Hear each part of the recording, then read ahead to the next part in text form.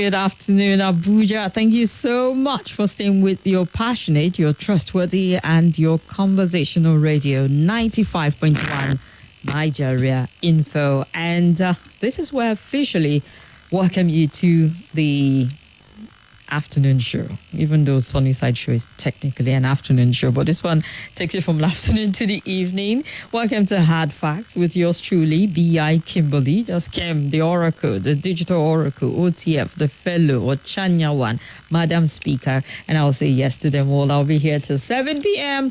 and together would go through a lot of stories, a lot of comment, a lot of happenings in Nigeria and around the world. And you're welcome to share your input, your take, your thought with us as we have these conversations. So please, please, please stay with 95.1 Nigeria Info. And it feels like for every day that we have the biting cost of petrol still pretty high, it's definitely going to be a talking point either every day or during the week. And we have House of Representatives also weighing in and talking about, the cost of living and the high cost of transportation. The House of Representatives yesterday cautioned that the recent hike in pump price could trigger social unrest. The Green Chamber handed down the warning at a meeting between the federal government and Labour leaders over the increase in petrol price that ended in a stalemate yesterday. Remember that on the roundtable, we talked about the meeting between the TUC, NLC, government representatives and all whatnot. Well, apparently ended on a stalemate yesterday. Last week, NNPC retail outlets raised petrol price to 1,030 naira per litre from 897 naira in Abuja, while in Lagos, the price jumped from 998 naira per litre from 868 naira. Other regions also experienced similar changes and increase. This is the second price hike in a month, reflecting an increase of about 14.8% or 133 naira. So, the development triggered higher transportation, increased cost of food across the country, and then the organized labor, the organized private sector demanded an immediate reversal of the price hike. The Nigerian Labour Congress and the TUC condemned the price hike and called for an immediate reversal. But the reversal they're calling for, is it back to what it was before it went to 1,013 naira, or what it was before it went to 896 naira, or what it was before it went up there? Because when you're talking about reversal, you're saying, are you taking one step or two steps back at this point in time? Because if it's just one step, it's pretty expensive. If it's two steps back, it's pretty expensive. Three steps back, well, it is manageable, but still pretty high for a lot of people because people were groaning about the cost of petrol and transportation even from the jump. But addressing the issue during plenary, though, the House called on the federal government to immediately reverse the hike in the price of petrol and cooking gas, given the current economic hardship across the country. The resolution of the House praying for the intervention of the executive arm of government follows the adoption of a motion of urgent public importance moved on the floor of the Green Chamber by the minority leader, Kingsley Chinda, and 100 others, titled Urgent Need to Suspend the Increased Cost of Petrol and Cooking Gas in the Country and Provide a Stopgap. The motion drew attention to the hardship Nigerians were facing in meeting their basic needs in the past few months. And speaking on the essence of the motion, Chinda, a member of the PDP, expressed concern over the prices of petrol and cooking gas, saying the development was creating unsustainable financial burden on ordinary Nigerians and exacerbating the cost of living. And they had so much to say and even raised concern as to the possible social unrest it could lead to if people have to struggle so hard. After the conversation yesterday, one of our regular caller, who we appreciate, by the way, Tyra, will say, people are dying. And we had this one-on-one say, perhaps we shouldn't exaggerate it. A friend called me off and I was like, but Kim, things are really dire, things are really serious, and people are going through a lot. But I see it from a different perspective. That's what he said. To say, you think on the average people just wait for themselves to die of hunger. What you get to see is survival instinct that will kick in.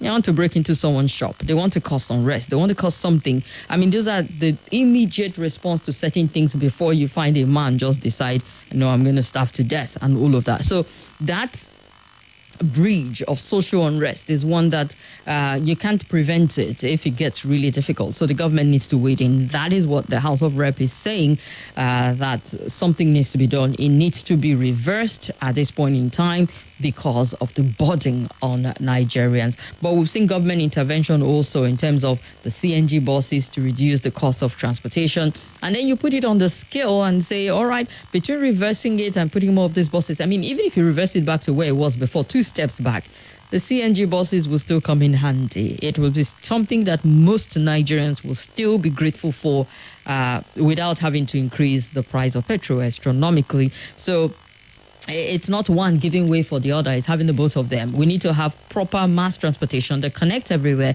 and that is affordable for people. And, you know, I came off a program where someone was citing an example, and I'm grateful that he's a government official, and saying, you know, citing an example with London and how it was easy for you to just find bus connecting to everywhere, an easy commute, which is not the case with us here. It's either, okay, you got down from this bus, from Secretariat to this place, then keke, you don't have a choice.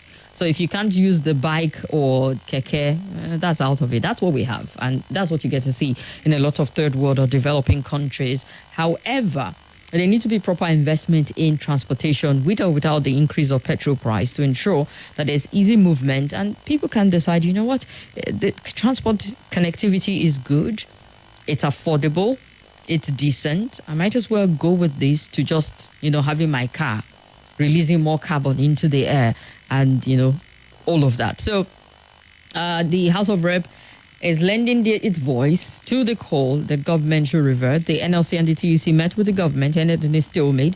But more and more Nigerians are saying, enough already, this needs to stop. You need to do some major intervention at this point in time. So with the recent call from the House of Representatives through Honorable Chinda, what do you think? Anything much will change? All right, we'll find out.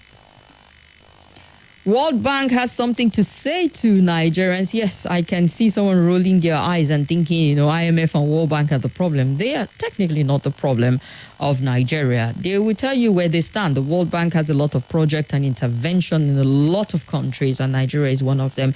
The IMF also, but they do have their policies. If you're coming cap in hand and saying, okay, we know we put a little something here, but we want something because we're dealing with economic crisis back home, they're going to give you their conditions. And the reason why they can't take those conditions to countries like China, the United States, because how often do you hear these countries cornered and going to the IMF for the kind of loans and the frequency that we tend to go for, the kind of support that we get from them? So usually the vulnerability of countries that frequent them for this kind of support is where you get to spell out your economic conditions to saying, well, you need to cut down spending. And when they tell you to cut down spending, they spell out areas where government is spending a lot in subsidy and a lot of areas. But Nigerians are saying, government, you can cut down spending a lot from your end. It mustn't just be Nigerians who are feeling the brunt of the cut in spending. We need to see government cut down its own cost of spending also, which, well, given the fact that we got a new presidential jet, isn't the case just yet. The World Bank has urged Nigerians to support the ongoing economic reform, warning that opposing or reversing them could have serious negative consequences for the country. Now, speaking at the launch of the Nigerian Development Update report in Abuja, the World Bank Country Director for Nigeria, Mr. Diop Ndiame, emphasized that while the reform may be challenging, they are crucial for the nation's long-term stability. Mr. Diop cautioned that rolling back these reforms would be detrimental, saying reversing the reform would spell doom for Nigeria. In the same vein, the Minister of Finance and Coordinating Minister of the Economy, Mr. Wale Edun, reiterated the importance of staying committed to the reform. More news and stated any effort that is not sustained will be a waste. Together with the Governor of the Central Bank of Nigeria and the Ministry of Budget and National Planning, will be discussing how to stay the course. Let's go on a quick break. It's the Cool FM Independence Praise Jam.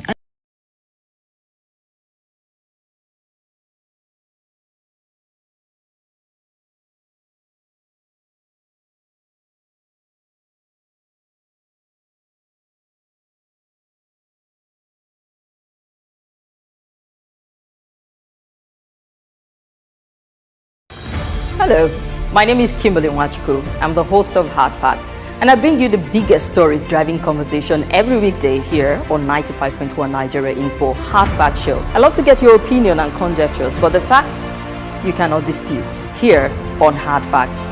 Join me and let's talk.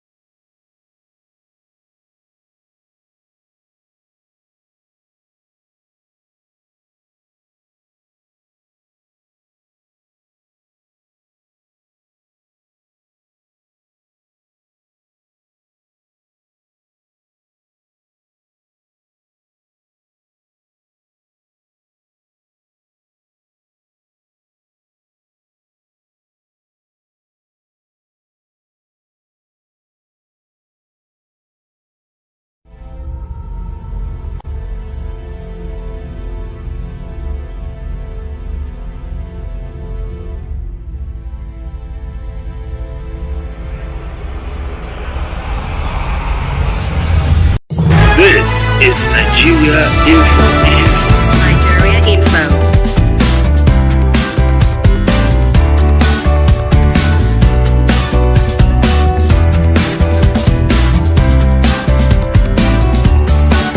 This is Nigeria Info. Nigeria Info.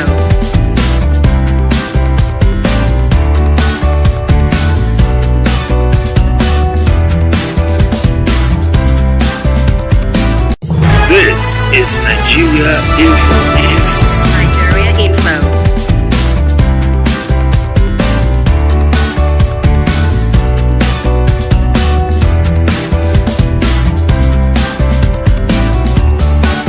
This is Nigeria Info. Nigeria Info.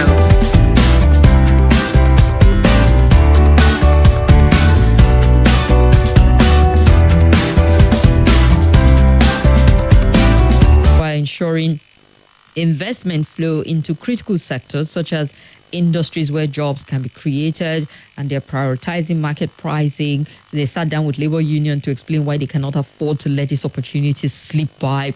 That is the opportunity of reversing for subsidy price or for a subsidy return or stuff like that. On the removal of subsidy, Edu said every day without subsidy means more funds available for education, for healthcare, and for other essential expenditures.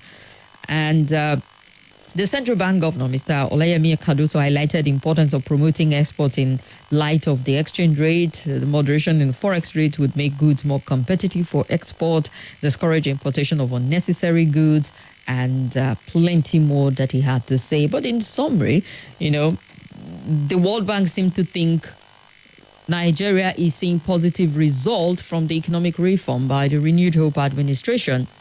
Alex Sienat, World Bank lead economist, he spoke today. He said Nigeria's fiscal deficit has reduced from 6.2% in the first half of last year to 4.4% in the first half of the year. So there are just a lot of thoughts coming from the World Bank and our government through the CBN, the Minister of Finance, to saying, in spite of the hardship that people are going through, it's absolutely important that we do not reverse this policy, that we do not bulge the weight of the pressure coming from it at a union, Nigerians, Apple representative, because if we reverse the current economic policies, we will be in trouble. Big question is, World Bank is saying we're already seeing the benefit based on numbers that you call GDP, economic growth projections and the likes of it. What are Nigerians saying at the end of the day? People who bear the brunt of the economic policies. That's where you're coming. That's where you lend your voice to this discourse. Because as much as we have, the World Bank representative speaking, the government representative speaking in a democracy, people do have their own voice and their own say to say, well, it's not translating to the kind of reality that we want. And right now, this reality is tough. But yeah, A lot of people will tell you countries need to go, some countries go through a very rough patch to get out of it, particularly if they've been very anti-people, hostile policies over the years. You would need time to just navigate out of those, the treacherous water of those kind of policies. It will need time for people to really adjust. But how much time? Half the time you can't say.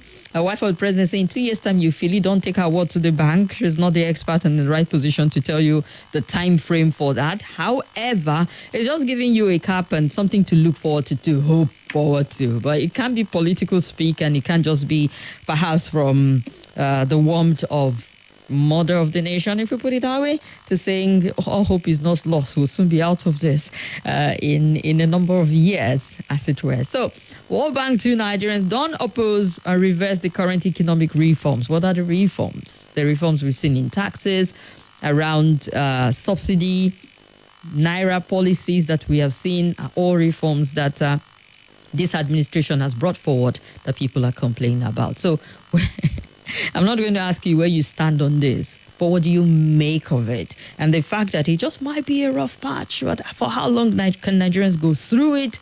And what's the promise at the end of the tunnel?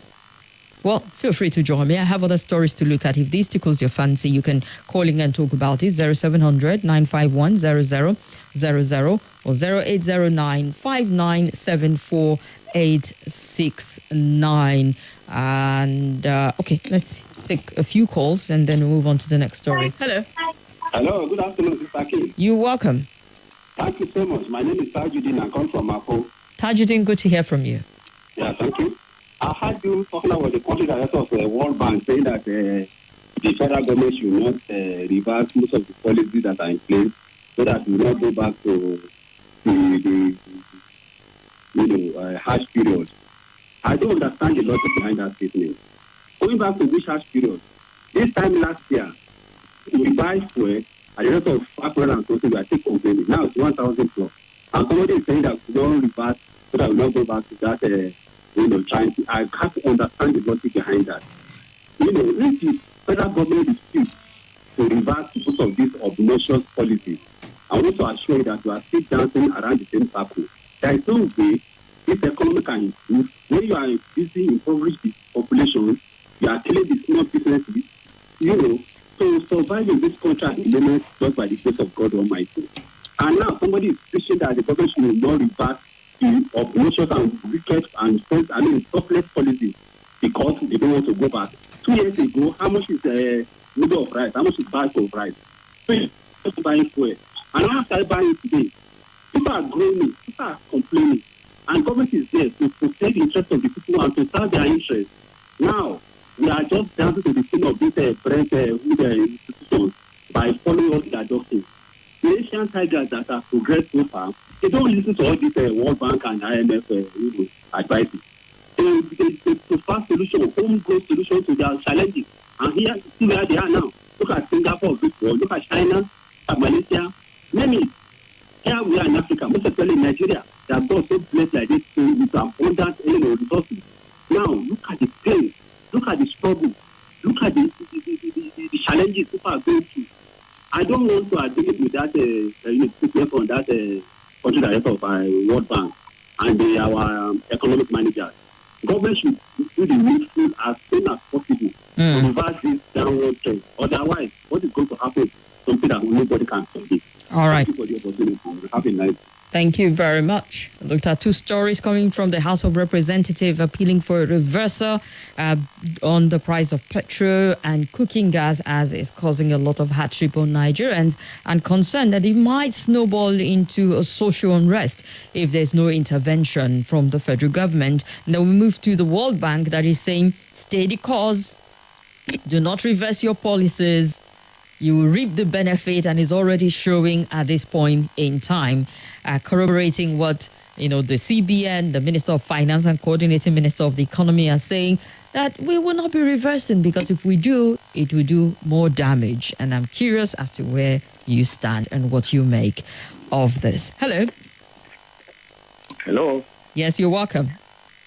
This is Professor Noah in Abuja here. Welcome, Professor. What they are telling us is is neither here nor there. The money that are raking in the so-called education is it from the poor man's pocket, poor Nigeria's pocket. We pay high cost of transport. Transporters go to pay petrol stations.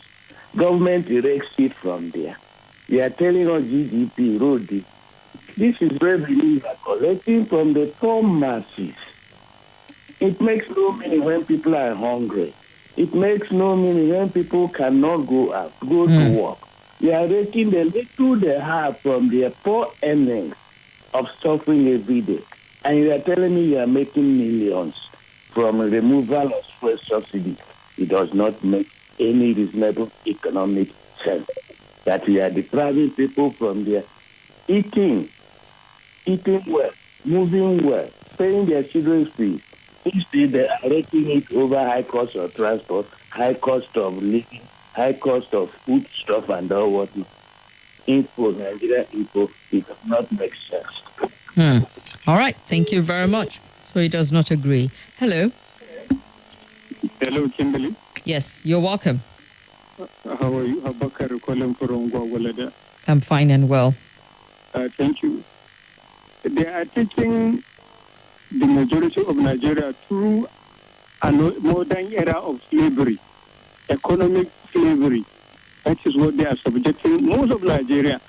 Instead in democracy, where people's freedom, liberty, rights are more enshrined, more consolidated, we have lost it totally. People have lost ability to fend for themselves. It is an economic anarchy. I never witnessed in the life of Nigerians. So they cannot tell us. Even the lawmakers, they have been bought over. Since the removal of the subsidy, the executive, all the three armed members, they have surpluses of trillions in their whatever they are saved, where they keep money. That is why they are engaging in luxury spending, extravagant spending. Both executive, the president, the lawmaker, and everyone, even including the governors. So they have been bought over. Those who are left in penury and abject poverty and hunger, it is we the downtrodden. But reaction is coming, Kimberly. All right. Is coming. Go into the history of Nigeria. Not even modern Nigeria, the ancient Nigeria. We have a time when in northern Nigeria, the ruling class used to clap the back of slaves, male slaves. But what happened in the end? In the day, on the sunlight day, a slave plunged into a burning fire with one of the princes. So it is calamity. The downtrodden will react. All right. Thank you. Thank you very much. I appreciate it. Hello. Good afternoon. Hi, good afternoon, Kimberly. You're welcome. Yeah, this is Comrade Harvey on the line. Go ahead, comrade. Thank you. Well, I don't see any. To me, that World Bank should just let them do their day and allow Nigeria to breathe. It's like they foresee the future that Mr. President is going to reverse some of these policies that is anti-people. That is why they are bringing some kind of caution that you should not reverse it. If we reverse it, it will be more worse than this. Is anything worse than this, that we are buying fuel at the rate of 1,213 in the FCT, 1,150? Kim, a bag of rice is 105,000, 110,000. So to me, Mr. President, it seems that he is not even listening. That is not, in fact, democracy, to the definition of democracy I know, the people have the power. We elected them there. They have to be subjected to what we want, not what they want. So the World Bank should not be dictating for us how we should live. Today they are telling us that that we're already reaping the benefit of the policies categorically stated. Hello. Hello. Yes, you're welcome. Thank you. Good evening. Good afternoon. This is Sunny calling from Guarimpa. Go ahead, Sonny. Thank you, my sister. Well, in my own opinion, Nigerians are still not suffering. If they say we are suffering, no one single individual can come and manipulate everything and push us into extreme poverty. The day we call out for protest, even 10% of Nigerians were not out. The people shooting tear gas and bullet on us are suffering more than us. They cannot take care of their family. The salary is not even enough for them even to transport themselves from where they are to where they work. At the end of the day, who are suffering? We. Are we waiting for people from Niger, Ivory Coast, Ghana, or another country to come and fight for us? No. If we say we are suffering and we suffer enough, we will come out and shut down everywhere. This country not belongs to one single person. This country not belongs to one single tribe or religion. It belongs to us all. If the policy is not helping, we need to switch and do the right thing. If it's helping, at least we thank God. We have more than enough wealth in this country, but we are suffering unnecessarily. But all I know is what we are approaching now is revolution, whether we like it or not. That's the only way out. As far as we beg, we obey them, we pray for them, we give them our atrocity. At least everything that we need to give our own side, we have already do our sacrifice. What is our own fault? Just because we are respecting the elders? There will be a stage whereby all these people cannot come to even worshiping center, event center, or even inside their own house. They cannot stay because we masses will follow them wherever they are because we cannot stay and die. They are living while they are dying for their own policies. Why? We love to live a good life too. Then to them love it. If they can do the right thing, fine. If they can't, let's just die together or let's do all right. Now, let me tell you one thing. If today Nigeria gone on fire, we normal Nigerians have nothing to lose. We have nothing to lose if Nigeria is normal today. That's all right. the reality. All right. Well, let's hope it doesn't get there. That's the reason why we have conversations on a daily. And the beauty of the democracy, you can call the government out on their policies. You can actually let them know the import of the direction they're headed with their policies also. Let's hope for the best and not the worst at this case in time. But yeah, you said there's something that even the House of Representatives acknowledges the fact that you could actually have social unrest if certain things are not addressed. And it's not just a Nigerian thing. Around the world, you have seen that level of unrest when it becomes unbearable. Even colonies and areas, I would not use colony because we're in the modern world, then under the control of even other Western countries. You've seen protests because of the cost of living. We've seen it from the UK to France where people have protested over the hardship on, the citizenry. So it's not out of place really to state the obvious. Hello? Hello? Hello. Yes, you're welcome. Good afternoon. Good afternoon, sir. What's your name? My name is Jerry. Jerry, we're listening. Yeah. You see, IMF. The people, which country are controlling that IMF? See, when they tell you to do something, you have to think by yourself. This one is World Bank that was speaking this afternoon, the ones I mentioned. Go ahead, though. They're just deceiving us. They're just deceiving our leaders.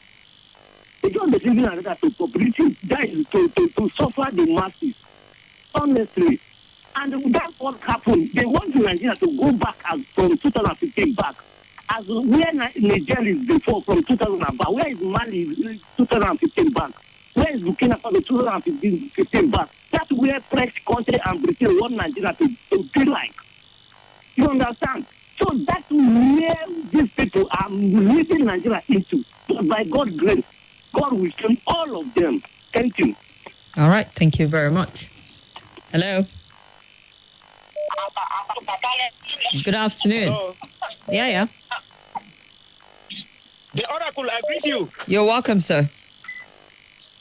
I greet the listeners and callers of this great radio station, Comrade Haruna, Dang Ali Babang, the Abubakar from Gwagwalada, and many other people that we call Elder Usan for God, Mazi Destin Anthony. See, this country director of this World Bank, Why can't he give the same advice to India and see what will happen to India government? Will India take the nonsense Nigeria are taking now? What Nigeria are going through, sorry for that was nonsense. Will India take what Nigeria are taking for now? Why can't he give that advice to his own country, India? Why can't he give that advice to Qatar? Why can't he give that advice to Saudi Arabia? Why can't he give this advice to United Arab Emirates? It's only in Nigeria. And they don't know. A dog that is getting lost doesn't hear the whistle of the owner.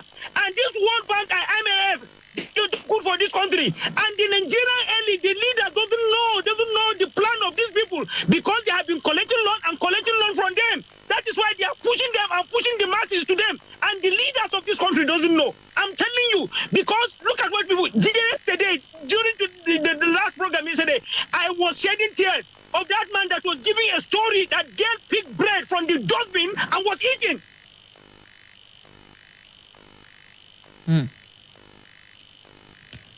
Oh dear. Selassie, network happened. Hello?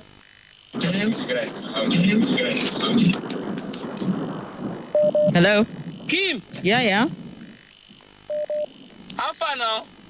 I'm good. Somebody said Sarati the best. I said no, Sarati is not the best. Now so in the talk. How far? I'm good. Not too far. Good afternoon, you're welcome. The thing far now. It's far from my side here. Elder, go ahead. Far. It's very, very far. I did where they arrange my wage, and God help us. You see, World Bank. If they give you advice, is it compulsory for us to take the advice? I don't know why our leader will hire under World Bank to achieve their negative aim. That negative idea that they get so that they will say, now World Bank don't talk already. Maybe we hide under them. Who be the World Bank? First lady sit down there, they say another how many years? 2 years or how many years again that Nigeria will enjoy. And she's there flying everywhere, all over the country, all over the world, spending taxpayers' money. Shetima is not around. Tinubu is not around. They go with their entourage. They will spending Nigeria money anyhow. And they are saying that we should endure. Endure for how long? Until everybody die. Kim, until the whole Nigeria die for hunger.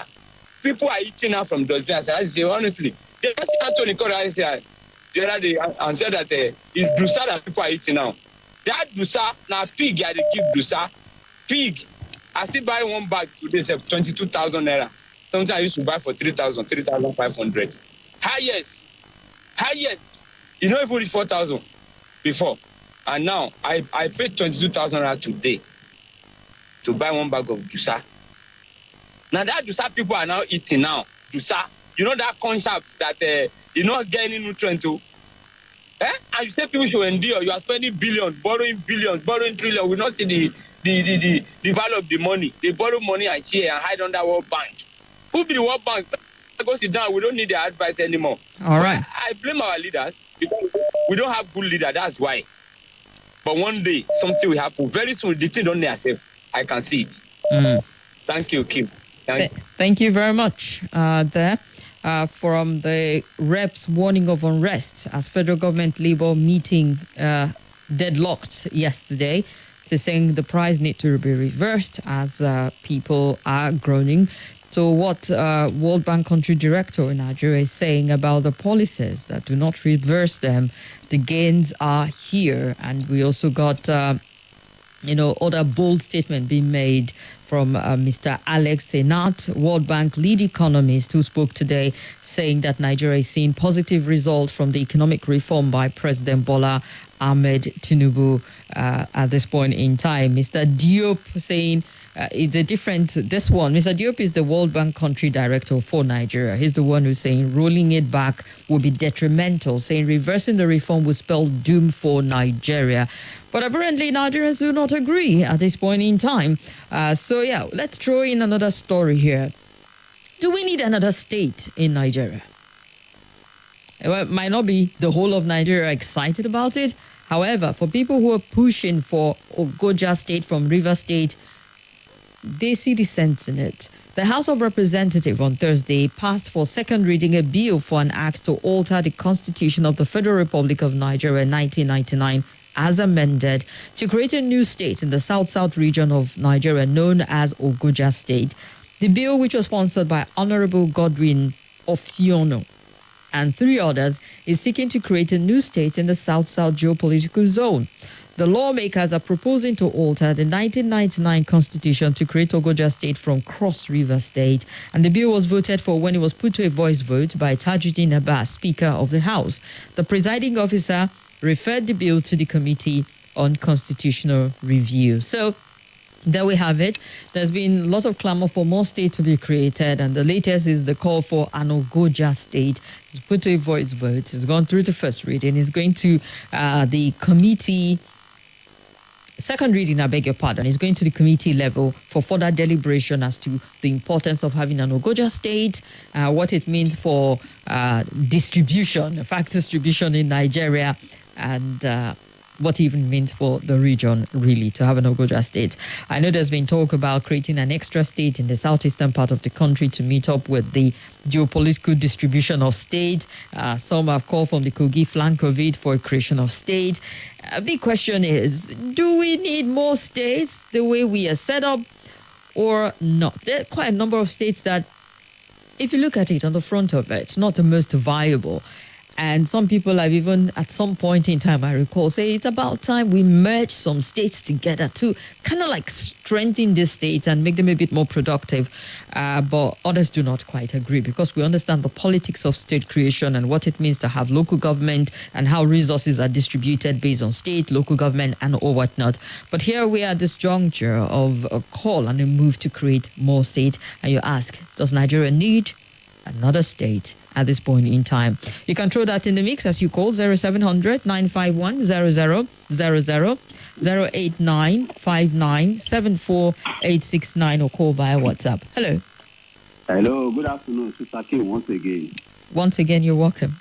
Yes, my name is Tajuddin from Mapu. All right, Tajuddin. Sincerely speaking, I don't think the House of Reps are going, on the right direction. With one hand, they are saying government should reverse most of these policies that are not favorable to the citizens. Another side, they want another state. That's our challenge. That's our problem in this country at the moment. When most of the states we are having in place now are not even viable in any way. If not for federal allocation, do you think most of these states will be existing? When so many states are saying, their workers' salaries, some of them cannot even meet up with their financial obligations, pile up debt here and there, and now we are talking about creating another state.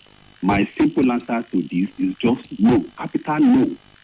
If necessary, if need be, if possible, let them collapse most of these states into regions so that we know how we can survive, this economic challenge instead of creating more problems in the name of creating more states.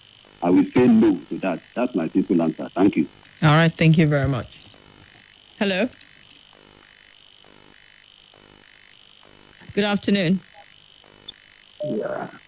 This is Mr. Gideon calling from Gwagwalada. Go ahead, Mr. Gideon. Yeah, my question is, where was the House of Rep when the masses were protesting about the increasement in fuel and bad government? They should keep on deceiving themselves. We, the masses, we are wise now. We are waiting for them on the next election. They should come out to come and campaign for us. And the suggestion of more state is not a solution to the problem of this nation. The solution for us is to restructure this nation.